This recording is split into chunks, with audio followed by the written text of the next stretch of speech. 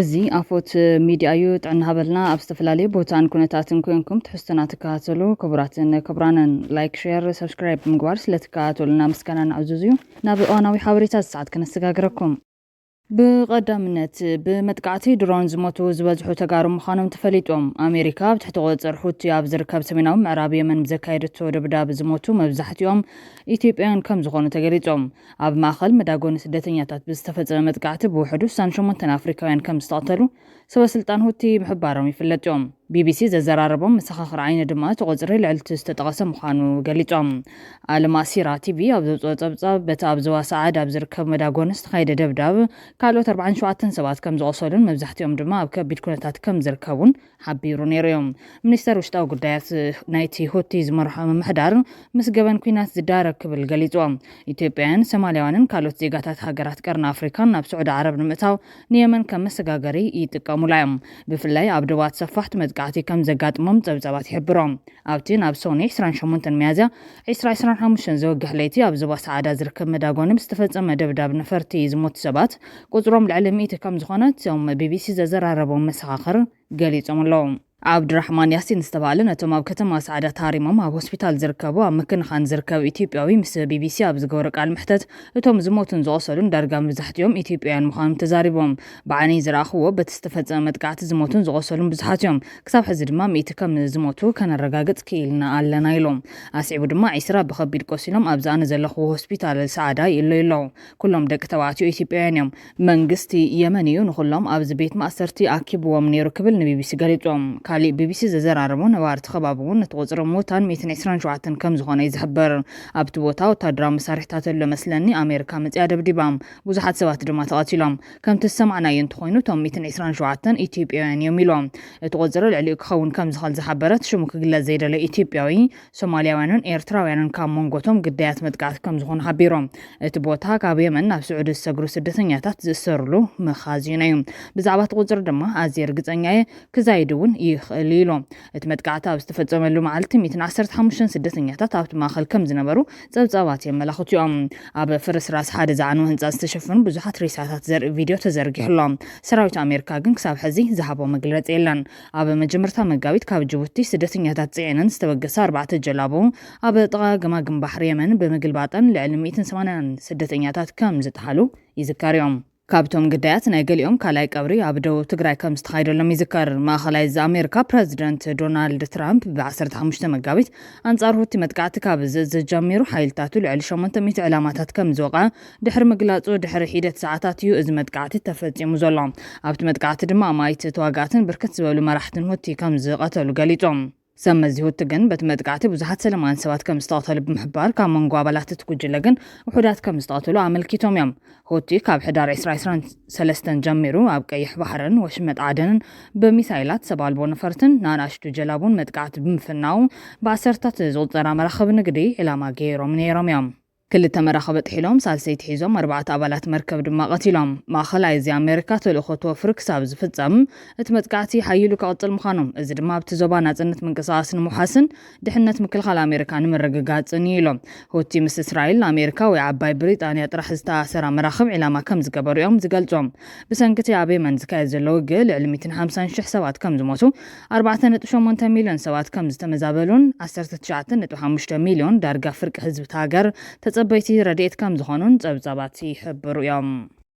ብኻሊእ ዜና ላዕለዎት ሓለፍቲ ክልል ዓፋር ኢትዮጵያ ናብ ኤርትራ ምእታዎም ስዒቦም ኣብ ተኽልል ኩናት ሕድሕድ ተሰጊኡ ምህላው ኣፍሪካን ኢንተለጀንስ ፀብፂቦም ትማሊ 28 ሚያዝያ 2025 ብመሰረት ንትካላት ፀጥታ ፈረንሳይ ምርኩስ ብምግባር ዝሕተም ማዕኸን ኣፍሪካን ኢንተለጀንስ ዝፈንው ሓበሬታ ብኮሎኔል ኢብራሂም ዑስማን ዓሊ እዩ ዝተመርሑ ላዕለዎት ሓለፍቲ ክልል ዓፋር ንኤርትራ ድሕሪ ምእታዎም ኣብ ተኽልልን ጅቡትን ናብ መንጎ ዓሌታት ዓፋርን ዒሳን ምትፍናን ነጊሱ ምህላው ኣፍሊጦም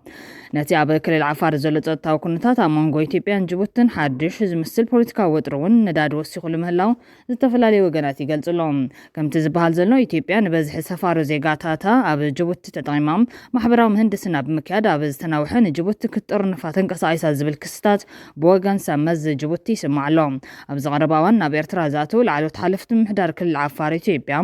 ብሓላፊ ፀጥታ ተኽልል ኮሎኔል ኢብራሂም ዑስማን ላዕለዋይ ወታደራዊ ሓላፊ እጉጉም ዝነበረ ዝተመርሑ እዮም ነይሮም ነቶም ላዕለዎት ሓለፍታ ኣስታት 120 ናቢሎም ዝኾኑ ዕጡቃት እውን ኣሰንየሞም እዮም ኣትዮም ኣብዚ ጉዳይ ቁልፍ ተራት ጸወት ምህላው ዝንገረላ ኤርትራ ኩናት ኢትዮ ኤርትራ ዘይተርፍ ክትብል ኣውጃ እታ ብስርዓት ሻዕብያ ትምራሕ ዘላ ሃገር ነቲ ዘይተርፍ ኩናት ኢትዮ ኤርትራ ዝሰግኡ ሰበስልጣን ኢትዮጵያ ካብቲ ሃገር እናሃደሙ ናብ ኤርትራ ይኣትዉ ከም ዘለዉ ኣውጃላ ኣንጻር ህግደፍ ከም ዝቃለስ ዝግለጸሉ ብርጌድ ንሓመዱ ብወገኑ ኣንጻር እቲ ስርዓት ብረታዊ ቃልሲ ከም ዘካይድ ምእዋጁ ይፍለጥ እዮም ሓላፊ ክፍሊ ዲፕሎማስያዊ ብርጌድ ንሓመዱ ኣይተበየነ ገብረ እግዚአብሔር 22 ተባሂሉ ዝፍለጥ ኣብ ኣዲስ ኣበባ ዝርከብ ቦታ ማእኸል መራኸቢ ናይቲ ዝተበታተነ ንጥፈታት ብርጌድ ንሓመዱ ዝኸውን ቤት ጽሕፈት ከም ዝኸፈተን እቲ ቤት ጽሕፈት ድማ ወታደራውን ዲፕሎማስያውን ማእኸላት ከም ዝህልዎን ዕላምኦም ድማ ዕጥቃዊ ቃልሲ ምክያድ ምዃኑ ፍሊጦም ብ27 ጥሪ 2025 ሃገራዊ ጉባኤ ኤርትራ ዓፋር ምስ ዝተባሃለ ካልእ ተቃውሞ ውድብ ኣኼባ ዘካየደ ብርጌድ ንሓመዶም ኣብ ኢትዮጵያ ዝርከቡ ኤርትራውያን ውሕስነት ዝረኽብሉ መንገዲ ብዝምልከት ምስ መንግስቲ ኢትዮጵያ ከም ዝተዘራረቡ ሓቢሮም እቲ ምንቅስቓስ ኣብ ኤርትራ ሱር በተኻው ለውጢ ከካይዱ ከም ዝደልዩ ንሰበስልጣን መንግስቲ ኢትዮጵያ ከም ዝሓበርዎም ኣይተበየነ ገሊፆም ኤርትራ ብወገና ኣብቲ ሕዚ ዝዘርግሐቶ ፕሮፓጋንዳ ካብ ላዕለዎት ሓለፍቲ ምምሕዳር ክልል ዓፋር ምዃኖም ዝተፈለጡ ንስርዓት ኣብይ ኣሕመድ ብምቋም ናብ ኤርትራ ኣትዮም ክትብል ገሊፃ እቲ ብማሕበር ፕሮፓጋንዳ ህግደፍ ዝተፈኑ ሓበሬታ ብመሰረት ንገለ ምንጭታትና ተወኪስና ዝረኽብናይ ሓበሬታ ካብ ላዕለዎት መሪሕነት ምምሕዳር ክልል ዓፋር ምዃኖም ዝተነገረሎም ሓለፍቲ ነቲ ብስርዓት ብልጽግና ኣብ ተኻለል ዝካየድ ዘሎ ወታደራዊ መናውራ ብምቋም ናብ ኤርትራ ከም ዝኣተወ ክፍለጥ ተኻኢሉ ዝብል ኮይኖም እቶም መስማቶም ንግዜኡ ተዓቂቡ ዘሎ ላዕለዎት ሓለፍቲ ስርዓት ብልጽግና ቤታማጆር ሹም ነበር ጀነራል ሳሞራ ዩኑስ ዝተመርሐ ሰፊሕ ወታደራዊ ስልጠናን መናውራን ናብ ተኸልል ክካየድ ድሕሪ ምቕናዩ ህዝቢ ክልል ዓፋር ግዳይ ዕላማ ዘይብሉ ኩናት ከይኸውን ስጋት ስለ ዝሕደረሎም ካብ ከተማ ሰመራ ተበጊሶም ናብ ኤርትራ ክኣትዉ ከም ዝተገደዱ ገሊፆም ዝብል እዮም እሶሞሲኾም ኣብ ርእሲ ከተማ ክልል ዓፋር ዝኾነት ሰመራ ስርዓት ብልጽግና ቁፅረን እውን ዘይፍለጣ ናይ ማዕለያ ዘይብልን ፖለቲካዊ ውድባት ቤት ጽሕፈት ከፊቱ ይምውል ከም ዘሎ ድሕሪ ምሕባር ካብተን ኣብ ትሕቲ ንጡፍ ምክትታልን ክንክንን ሰራዊት ፌደራል ዝርከባ ምንቅስቓሳት ብራስዶ ዝፍለጥ ናይ ኤርትራ ብሄር ዓፋር ተቃወምቲ ውድባት ከም ዝርከቡ ኣረዲኦም ዝብል እቲ ብህግደፍ ዝተወዛእ ሓበሬታ ኣብ ዝቐረበ እዋን እውን አንጻር ህወሓት ናይ ክልል ትግራይ ዝቐንዐ ጽዑቕ ዘመትታትን ምውልዳባትን ተራእዩ ከም ዘሎ ዝገለጹቶም ላዕለዎት ሓለፍቲ አንጻር ሰራዊት ትግራይ ብተጋሩ ምሲልካ ዝካየድ መጥቃዕቲ ንምህንዳስ ይስራሕ ከም ዘሎ ገሊፆም ዝብል እውን ይርከቦም ድሕሪ ኩናት ኢትዮ ኤርትራን 10 ዓመታት ተፋጢጠን ዝጸንሓ ኢትዮጵያን ኤርትራን ተቃውምቲ ሕድሕደን ይድግፋ ነይረን ምስ ምምጻእ ቀዳማይ ሚኒስትር ኣብይ ኣሕመድ ምስ ኤርትራ ዕርቂ ሰላም ዝተፈጠረ ግን ኣብ ኤርትራ ዝጸንሑ ተቃውምቲ ውድባት ኢትዮጵያ ሰላማዊ ቃልሶም ክቐጽሉ ናብ ሃገሮም ክብለስን ከለዉ ኣብ ኢትዮጵያ ዝጸንሐ ተቃውምቲ ውድባት ኤርትራ ግን ንጥፈታተን ከቋርጻ ስለ ዝተኣዘዛ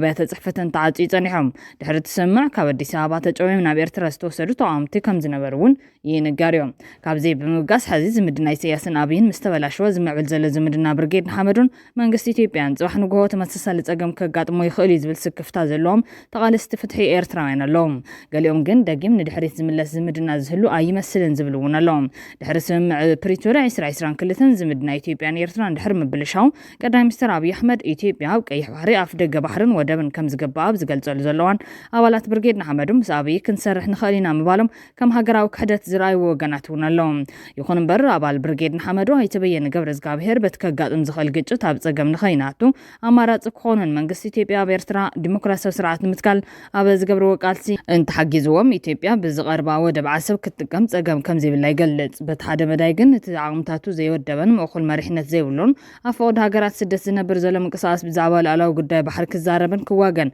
ርትዓዊ ይኮነን ዝብሉ ብዙሓት ወገናት ኣለዎም ኣይተበየነ እዚ ኣብ መንጎ ኢትዮጵያን ኤርትራን ተፈጢሩ ዘሎ ወጥሪ ናብ ኩናት ከምርሒ ዝብል እምነት ከም ዘይብሉ ይሕበር ናብ ካልእ ሓበሬታ ፎት ሚድያ ተሰጋጊርና ካናዳ ብሶኒ ንዝመፀ ሓያል ዓመታት ወሳኒ ዝኾነ ፌደራላዊ ባይቶ መረፃ ከተካይዱ ዒላ ነይራ ኣብዚ መረፃ መራሒ ሊበራላዊ ሰልፊ ካናዳ ማርክ ካርኒ ተዓዊትሎ እዚ ልዑል ተሳታፋይነት ዝነበረ መረፃን ውፅኢቱን ጽላሎት ፕረዚደንት ኣሜሪካ ዶናልድ ትራምፕ ዝዓለወ ምዃኑ ብውሽጥን ብደገን ኣቓሊ ወሲሑ ይርከብ ንሱ ጥራሕ ግን ኣይኮነን ብቐንዱ ትራምፕ ኣብ ልዕሊ ካናዳ ዝወሰኖ 25 ሚታዊ ንግዳዊ ቀረፅ ንካናዳውያን ሕልሚ እዩ ኮይንዎም ዘሎ ስጉምቲ ትራምፕ ንታሪኻዊ ጥቡቕ ዝምድና ክልቴን ሃገራት ቁልቁል ኣቕፎ ዝደፈ እዩ ኣብ ፈለማ ዓመት ሰልፊ ዓቐባውያን ነቲ ንኣስታት 10 ዓመታት ኣብ ስልጣን ዝጸንሐ ገዛኢ ሊበራላዊ ሰልፊ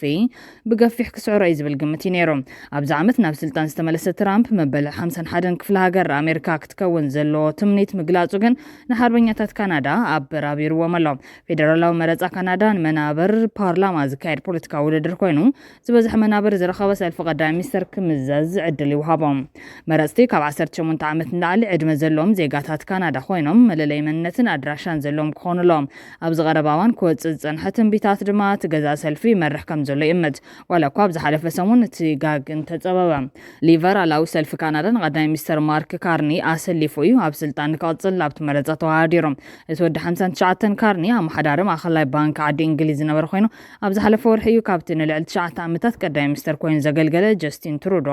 መሪሕነት ሰልፍን ሃገርን ተረኪቦም ሓላፊ ማእኸላይ ባንክ ካናዳ ብወገኑ ሃገሩ ካብቲ ናይ 2008 ፋይናንሳዊ ቅልውላው ዓለም ክትወፅእ ዓብይ ግደ ከም ዝነበረ ይገልጽ ቅድሚ ናብ ስልጣን ምምጽእ ፖለቲካዊ ድሕረ ባይታ እኳ እንተዘይነበረ ብቐሊሉ እዩ ደገፍ ብዙሓት ረኺቡ መራሒ ናይቲ ሰልፊ ክኸውን በቂዑ ኣብ ፍሉጥ ኣሜሪካዊ ዩኒቨርሲቲ ሃርቫርድ ዝተምሃረን ካብ እንግሊዛዊ ዩኒቨርሲቲ ኦክስፎርድ ናይ ዶክተሬት ማዕረግ ዝተቐበለን ካርኒ ኣብ ዝተፈላለዩ ሃገራት ብምስራሕ እውን ተወሳኺ ዓለም ለኻዊ ተመክሮ ዘጥረየ እዩ